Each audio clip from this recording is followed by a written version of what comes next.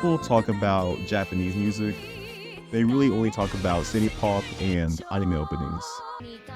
And if they like their YouTube enough, then probably some of these.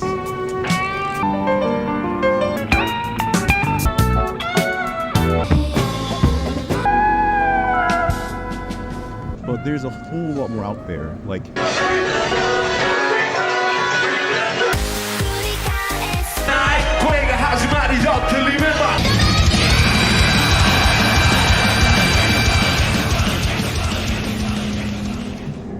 but for this video, I'm talking about Shibuya-kei.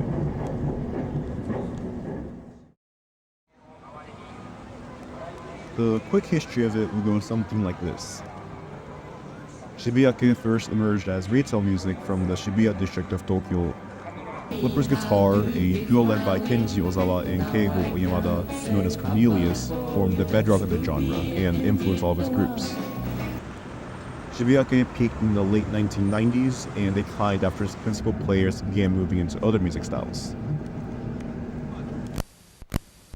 Okay, what does it actually sound like?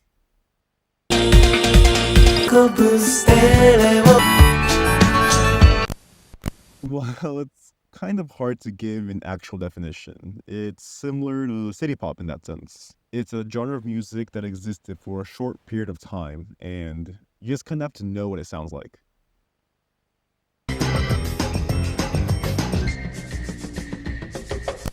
But Pizzicato 5 is as Shibuya-kei as it gets. They're regarded as the godfathers of Shibuya-kei, and they're also the most famous group to come out of it.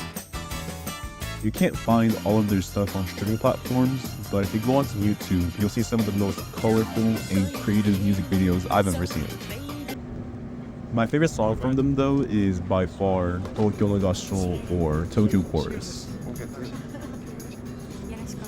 The best way to describe this song would be is the entirety of the city of Tokyo condensed into a single track.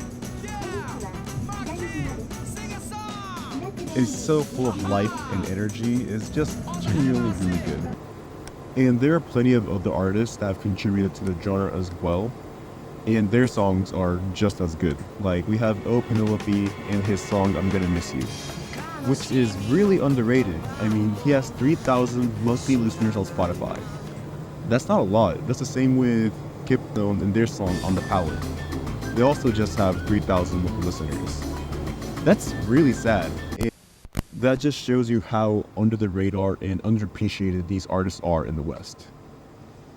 And this video is one of the few videos on YouTube even talking about Shibuya-kei.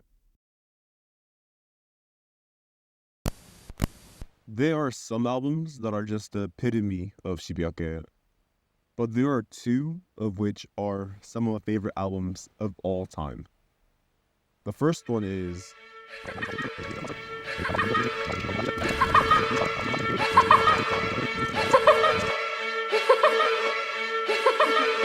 Halcali! Bacon!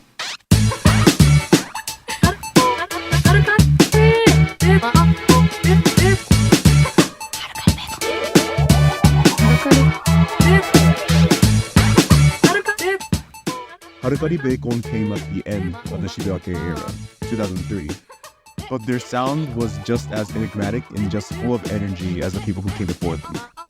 This album brought rap closer to the mainstream audience in Japan, combining the idol-like feel with hip-hop. It's a really weird combination. It's similar to Babymetal in that sense, combining idol aesthetics with a genre that has nothing to do with it, but it just works.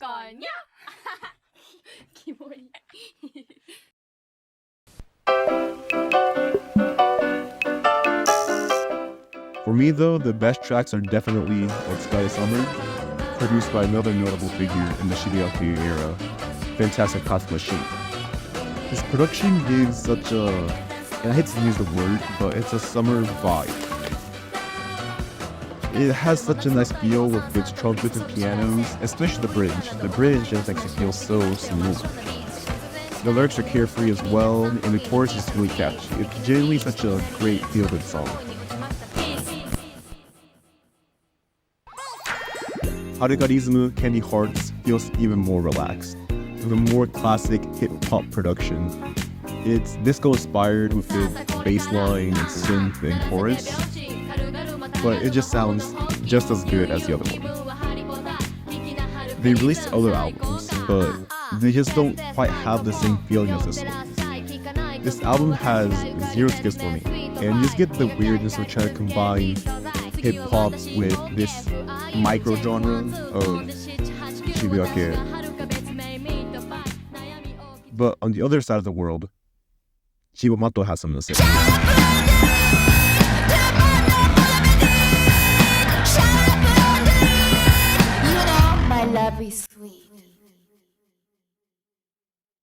Here's a little story for you. In 1994, Yuka Honda and Miho Hattori, two Tokyo-born, New York-based women, meet. They got together and called their duo Cibo Matto, which in Italian means food crazy. Their debut album, Viva la Woman, was such a success that in 1998, Time magazine picked it as one of the top 10 hip-hop albums of all time. They've added Timo Ellis on drums, Duma Love on percussion, and Sean Lennon on bass. Won't you please welcome the wildly inventive Cibo Matto.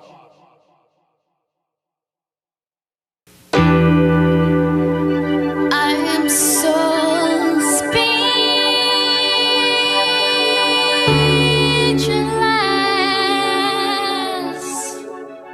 It's already hard to call this album Shibuya-kei because it was made and produced in New York by two New York residents. They're Japanese, but they sing it completely in English. But all the different genres in this single album makes it just that much harder to call this Shibuya-kei.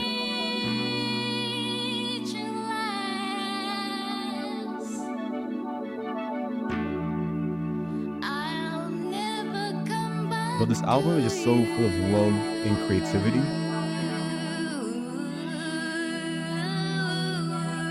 But it says that they are Shibuya-kei, so I'm just gonna roll with that.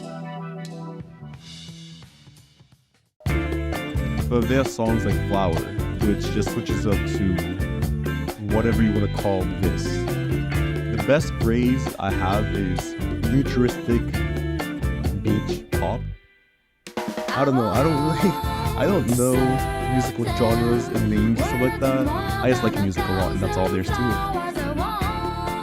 But they also have sounds like Terraria's OST, then an MF Doom-esque production on a rap track like Sci-Fi Wasabi. This track is just straight goofy, but in the best way possible. It's genuinely really good. This album is amazing and worthy of the praise that it gets. It doesn't get a lot of praise, sadly, but it deserves every single bit of it regardless. Shibuya-kei has so many sounds and experimentations, and it has such a nice feel to it. It's really disappointing to see how little appreciation and celebration it gets.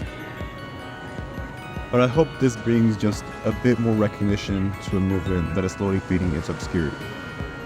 And I hope you see what I see in Shibuya-kei.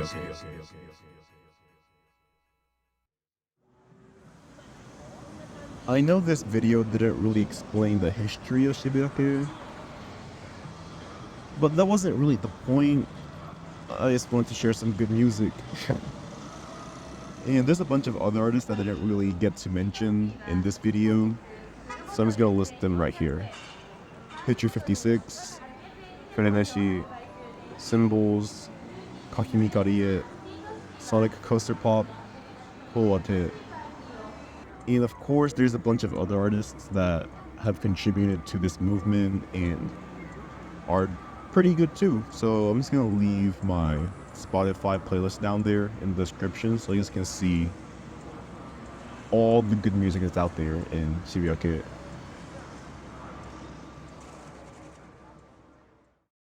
みんなで